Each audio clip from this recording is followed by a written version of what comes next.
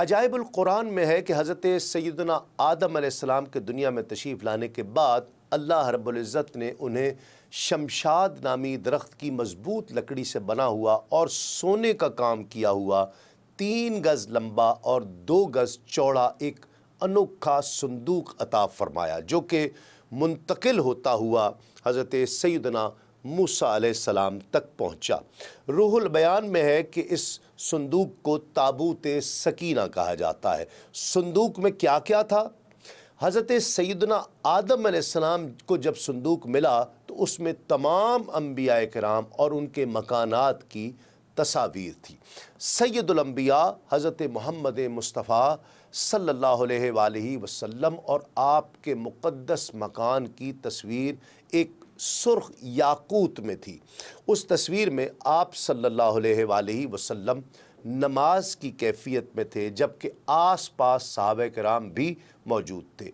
یہ تصویریں قدرتی تھی، انسان کی بنائی ہوئی نہیں تھیں۔ جب حضرت سیدنا موسیٰ علیہ السلام کو یہ صندوق ملا تو آپ اس میں اپنا خاص سامان رکھنے لگے۔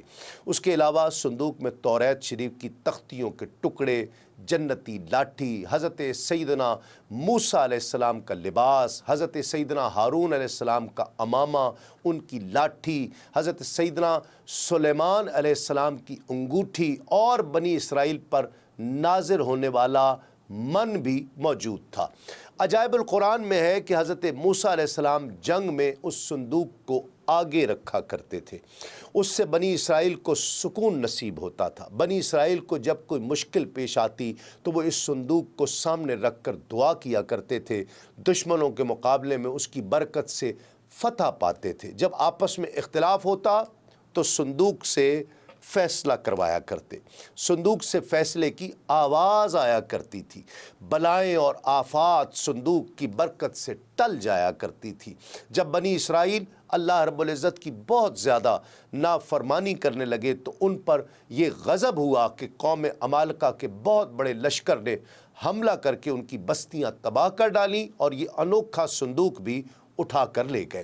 صندوق کی واپسی اس کے بعد قوم عمالقہ نے صندوق کو گندی جگہ رکھ کر بے ادبی کی، جس کے نتیجے میں وہ مختلف بیماریوں کا شکار ہوتے چلے گئے اور ان کی 5 بستیاں ہلاک ہو گئیں۔ انہیں یقین ہو گیا کہ یہ سب کچھ مقدس صندوق کی بے ادبی کا نتیجہ ہے، چنانچہ انہوں نے صندوق ایک بیل گاڑی پر رکھ کر بنی اسرائیل کی بستیوں کی طرف چھوڑ دیا۔ وہ صندوق 4 فرشتوں کی نگرانی میں اس وقت کے نبی حضرت سیدنا شمویل علیہ السلام تک پہنچا۔ یوں بنی اسرائیل کو دوبارہ یہ عظیم نعمت حاصل ہو گئی۔ الفتن للنعیم میں ہے کہ قیامت کے قریب حضرت سیدنا امام مہدی رضی اللہ تعالیٰ عنہ جب تشریف لائیں گے تو وہ اس صندوق کو فلسطین کی تبریہ نام کی ایک مشہور جھیل سے نکالیں گے، جبکہ ایک قول کے مطابق آپ رضی اللہ تعالیٰ عنہ امام مہدی اسے ترکی کے شہر انطاکیہ کی کسی غار سے نکالیں گے۔ تاریخ طبری میں ہے کہ جنگ جیتنے والے اس صندوق کو ساتھ لے گئے اور بت خانے میں اسے رکھ دیا۔ جب اگلا دن ہوا تو انہوں نے دیکھا کہ بت نیچے ہے اور صندوق اوپر ہے۔ انہوں نے بت اوپر رکھا اور اس کے پائے باندھ دیے۔ اگلے روز دیکھا تو بت کے ہاتھ کٹ چکے تھے اور پاؤں بھی کٹ چکے تھے اور بت نیچے گرا ہوا تھا۔ یہ منظر دیکھ کر کسی نے کہا کہ بنی اسرائیل کے معبود کے آگے کوئی چیز نہیں ٹھہر سکتی، اسے اپنے بت خانے سے نکالو اور بستی کے ایک کونے پر رکھاؤ۔ جب ان لوگوں نے تابوت کو اٹھایا تو اس کی گردن میں درد ہونے لگا۔ انہوں نے پوچھا یہ کیا ہوا ہے؟ یہ منظر دیکھ کر ایک باندی جو وہیں کی رہنے والی تھی، وہاں موجود تھی، کہنے لگی کہ تم یہ ناموافق حالات اس وقت تک دیکھتے رہو گے جب تک یہ تابوت تمہارے پاس موجود رہے گا، اسے اپنی بستی سے نکال دو۔ انہوں نے کہا کہ تو جھوٹ بولتی ہے۔ وہ کہنے لگی کہ اس کی نشانی یہ ہے کہ تم اس کے پاس 2 ایسی حاملہ گائیں لے کر آؤ جن پر پہلے بھی جوئے کا تیر نہ رکھا گیا ہو، پھر اس کے پاس ایک بچھڑا بٹھاؤ اور اس صندوق کو بچھڑے پر رکھو اور اس تابوت کو لے جائیں اور بنی اسرائیل کی زمین کے قریب پہنچ جائیں تو انہیں اٹھاؤ، انہیں ان کی اولاد کی طرف متوجہ کرو۔ چنانچہ انہوں نے ایسا ہی کیا اور یہ صندوق بنی اسرائیل کی ویران کھیتی میں گیا۔ دیکھ کر بنی اسرائیل کے لوگ گھبرا گئے، اب جو بھی اس کے پاس سے گزرتا وہ مر جایا کرتا۔ اس وقت شموئیل علیہ السلام نے فرمایا کہ تم اس کے قریب جا کر دیکھو کہ جو تم میں سے طاقتور ہے وہ اسے اٹھا لائے۔ سب لوگوں نے اپنا اندازہ لگایا، صرف 2 آدمی طاقتور نکلے۔ انہیں یہ صندوق اٹھانے کی اجازت دی گئی کہ وہ اسے اٹھا کر اپنی والدہ ارملہ کے پاس لے جائیں۔ یہ صندوق طالوت کے مرنے تک وہیں پر رہا۔ توریت میں تحریر ہے کہ فلسطینیوں نے تابوت سکینہ کو اپنے دیوتا دجون کے پہلو میں رکھ دیا تھا۔ جب وہ صبح اپنے معبود کے پاس آتے تو یہ دیکھ کر حیران رہ جاتے کہ دیوتا اوندھے منہ پڑا ہوا ہے۔ وہ ہر صبح عبادت سے پہلے اسے سیدھا کرتے، لیکن دوسرے دن پھر اسے اوندھا گرا پاتے۔ اسی اثناء میں ایک اور نئی بات یہ ہوئی کہ ان کے شہر میں لا تعداد چوہے پیدا ہو گئے، جنہوں نے ان کے مال و اسباب اور غلے کو تباہ کر کے رکھ دیا۔ پھر ان میں ایسی وبا پھیل گئی جس سے بہت زیادہ جانی نقصان ہوا۔ اس صورتحال سے نمٹنے کے لیے کاہنوں اور نجومیوں کو جمع کیا گیا، جنہوں نے بتایا کہ قوم پر نحوست اس صندوق کی وجہ سے ہے، لہٰذا اس سے جلد از جلد چھٹکارا حاصل کرو۔ اس کی صورت یہ ہے کہ سونے کے ساتھ چوہے بنائے جائیں، جنہیں ایک گاڑی میں تابوت کے ساتھ رکھ دیا جائے، پھر گاڑی میں 2 گائیں جوتی جائیں اور ان کو بستی کے باہر چھوڑ دیا جائے۔ انہوں نے ایسا ہی کیا۔ اللہ کی قدرت کے گائیں صندوق والی گاڑی لے کر خود بخود بنی اسرائیل کی بستی کی جانب چل دیں، جہاں سے یہودی صندوق کو بڑی عزت و احترام سے لے کر چلے گئے۔ قرآن مجید کے مطابق فرشتوں نے اس صندوق کو بنی اسرائیل تک پہنچایا۔ بنی اسرائیل نے جب تابوت سکینہ دیکھا تو انکار کی کوئی گنجائش باقی نہ رہی، چنانچہ انہوں نے طالوت کی بادشاہت کو قبول کر لیا۔ حضرت طالوت نے بادشاہ بننے کے بعد قوم عمالقہ کے ظالم و جابر بادشاہ جالوت سے جنگ کا اعلان کر دیا، اور وہ طالوت کی قیادت میں جالوت سے جنگ کرنے کے لیے نکل کھڑے ہوئے۔ قرآن مجید میں ارشاد ربانی ہے، فَلَمَّا فَصَلَ طَالُوتُ بِالْجُنُودِ قَالَ إِنَّ اللَّهَ مُبْتَلِيكُمْ بِنَهْرٍ فمن شرب منه فليس مني ومن لم يطعمه فإنه مني إلا من اغترف غرفة بيده فشربوا منه إلا قليلا منهم۔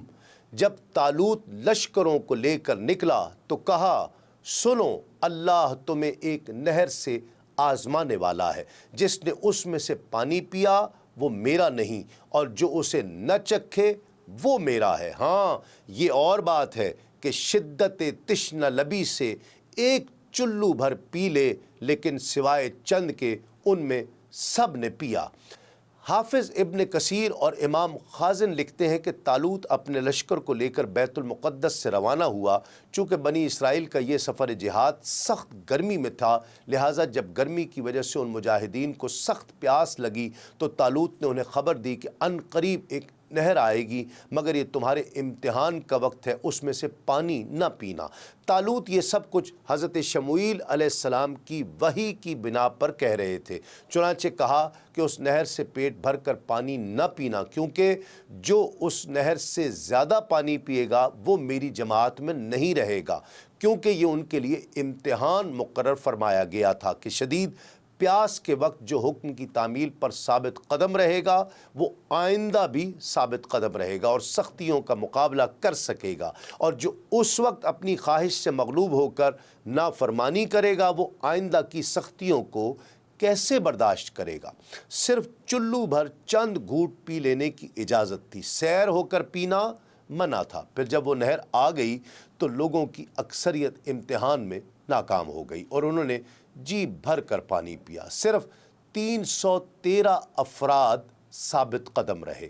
انہوں نے صبر کیا اور انہوں نے ایک چلو پر گزارا کر لیا۔ اس سے ان کے دل اور ایمان کو قوت حاصل ہوئی اور وہ سلامتی سے نہر سے گزر گئے، جبکہ جنہوں نے خوب پیا تھا ان کے ہونٹ سیاہ ہو گئے، ان کی پیاس اور بڑھ گئی اور وہ بزدل ہو گئے۔ اور جب انہوں نے جالوت کے لشکر کی کثرت و طاقت کو دیکھا تو کہنے لگے کہ آج تو ہم اس جالوت اور اس کے لشکر کے ساتھ نہیں لڑ سکتے، لیکن ان لوگوں کے برعکس لقائے ربانی اور رضائے الہی کے مشتاق بندوں نے عرض کی کہ ایسا تو کتنی مرتبہ ہوا کہ چھوٹا گروہ اپنے سے بڑے گروہ پر اللہ کے حکم سے غالب آ جاتا ہے۔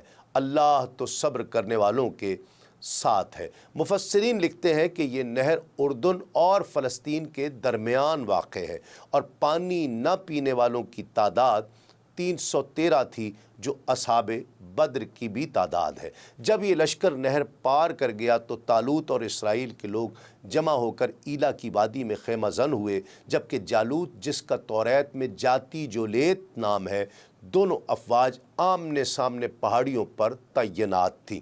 درمیان میں وادی تھی۔ توریت کی ایک روایت کے مطابق جالوت پہلوان تھا۔ اس کا قد 6 ہاتھ اور 1 بالش تھا۔ اس کے سر پر پیتل کا خود اور پیتل ہی کی زرہ تھی، جس کا وزن 5000 مسقال تھا۔ اس کی ٹانگوں پر پیتل ہی کے 2 ساق پوش تھے۔ اس کی دونوں شانوں کے درمیان پیتل کی برچھی تھی۔ بھالا ایسا تھا جیسے جولاہے کا شہتیر، جس کا وزن 600 مسقال تھا، جو لوہے کا تھا۔ جالوت کے لشکروں کو دیکھ کر قوم یہود سہم گئی۔ وہ آپس میں کہنے لگے، آج تو ہم میں لڑنے کی طاقت نہیں۔ ان کی پستی دیکھ کر ان 313 خدا پرستوں نے کہا، بعض اوقات چھوٹی جماعتیں بڑی جماعتوں پر غلبہ کی قدرت نہیں رکھتیں۔ اللہ پر یقین رکھنے والوں کے اس جذبہ جہاد نے ان میں ایک نئی روح پھونک دی۔ تاریخ دان اس جنگ کا مقام غور کی وادی بھی لکھتے ہیں، جو زیریں اردن کی ایک وادی ہے، اور یہ اس کا حالیہ تجویز کردہ نام ہو سکتا ہے۔ جب لشکر آمنے سامنے آئے تو لشکر مومنین کے ثابت قدم مجاہدوں نے بارگاہ الہی میں دعا کی، ربنا افرغ علینا صبرا وثبت اقدامنا وانصرنا علی القوم الکافرین۔ اے ہمارے رب، ہم پر صبر ڈال دے اور ہمیں ثابت قدمی عطا فرما، اور کافر قوم کے مقابلے میں ہماری مدد فرما۔ تفسیر جمل میں ہے کہ جب دونوں لشکر میدان جنگ میں آمنے سامنے ہوئے تو جالوت نے بنی اسرائیل سے مقابلہ کرنے والا طلب کیا۔ وہ اس کی قوت و جسامت دیکھ کر گھبرا گئے، کیونکہ وہ بڑا جابر، قوی، شہزور، عظیم الجثہ اور قداور تھا۔ طالوت نے اپنے لشکر میں اعلان کیا کہ جو شخص جالوت کو قتل کرے، میں اپنی بیٹی اس کے نکاح میں دوں گا اور آدھا ملک بھی اسے دے دوں گا، مگر کسی نے اس کا جواب نہیں دیا۔ پھر طالوت نے حضرت شموئیل علیہ السلام سے عرض کیا کہ بارگاہ الہی میں آپ دعا کیجئے۔ آپ نے دعا کی تو بتایا گیا کہ حضرت داؤد علیہ السلام جالوت کو قتل کریں گے۔ حضرت داؤد علیہ السلام کے والد عیشا طالوت کے لشکر میں موجود تھے، اور ان کے ساتھ ان کے تمام فرزند بھی تھے۔ حضرت داؤد علیہ السلام ان میں سب سے چھوٹے تھے اور بکریاں چرایا کرتے تھے۔ اس وقت بیمار تھے، رنگ زرد تھا۔ جب طالوت نے آپ سے عرض کیا کہ اگر آپ جالوت کو قتل کریں تو میں اپنی لڑکی آپ کے نکاح میں دے دوں گا اور آدھا ملک آپ کو پیش کر دوں گا، آپ نے اس پیشکش کو قبول فرمایا اور جالوت کی طرف روانہ ہو گئے۔ لڑائی کی صفیں بند گئیں اور حضرت داؤد علیہ السلام اپنے دست مبارک میں گوپھن یعنی پتھر پھینکنے والی رسی لے کر جالوت کے سامنے آ گئے۔ جالوت کے دل میں آپ کو دیکھ کر دہشت پیدا ہوئی، مگر اس نے متکبرانہ باتیں شروع کر دیں اور آپ کو اپنی قوت سے مروب کرنا چاہا۔ آپ نے اپنی اس رسی میں پتھر رکھ کر مارا، وہ اس کی پیشانی کو پھوڑ کر پیچھے سے نکل گیا اور جالوت مر کر گر گیا۔ حضرت داؤد علیہ السلام نے اسے لا کر طالوت کے سامنے ڈال دیا۔ تمام بنی اسرائیل بڑے خوش ہوئے اور طالوت نے حضرت داؤد علیہ السلام کو حسب وعدہ نصف ملک دیا اور اپنی بیٹی کا آپ کے ساتھ نکاح کر دیا۔ ایک مدت کے بعد طالوت نے وفات پائی اور تمام ملک پر حضرت داؤد علیہ السلام کی سلطنت ہو گئی۔ دین اسلام کے مختلف امور سے آگہی کے لیے ابھی سنو نیوز کا یوٹیوب چینل سبسکرائب کیجئے اور بیل آئیکن کا بٹن ضرور پریس کیجئے۔